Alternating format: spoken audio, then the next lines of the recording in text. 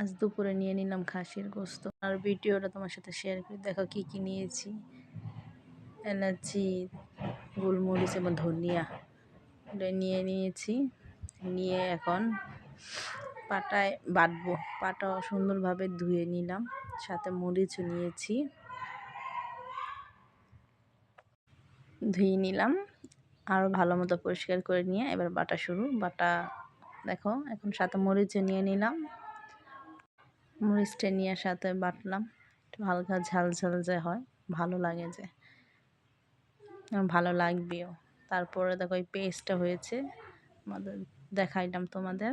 তারপরে চুলায় চলে যাব। চুলায় তেল দিয়ে পেঁয়াজ দিয়ে দিলাম টমেটোর সাথে। ভাজা ভাজি হবে আর কি। লবণ সাথে দিলে তাড়াতাড়ি পেঁয়াজটার কালার সুন্দর এসে পড়ে। এই যে কালার সুন্দর এসে উঠছে, হালকা একটু পানি দিয়ে নিলাম। পানি দিয়ে তারপর এখন সব মশলা দেওয়া হবে। যেমন ওই পেস্টটা করলাম, যে বাটা পেস্টটা এখন দিয়ে দিলাম। দিয়ে এখন এবার লাড়াচাড়া দিব। দিয়ে একটু জাল পাওয়াবো, একটু আর কি কষতে দিব। কষার পর এখন হলুদ ফাঁকি দিয়ে দিলাম পরিমাণ মতো, ধনিয়া ফাঁকি দিয়ে দিব পরিমাণ মতো, যেটা যতটুকু প্রয়োজন অতটুকু দিয়ে দিব। লাড়াচাড়া দিয়ে দিলাম, নিচটা যে না লেগে যায়। চুলার আগুন তো অনেক তাপ, সেজন্য একটু লাড়াচাড়া দিয়ে নিতে হয়।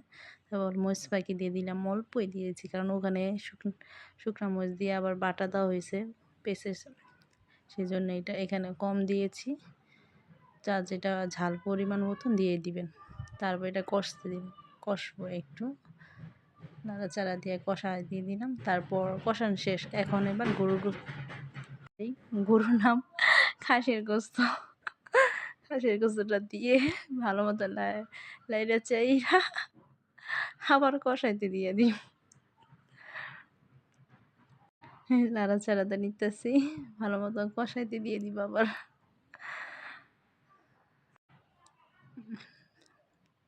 এই তো বারবার একটু লাইড়া চেড়ে দিতেছি।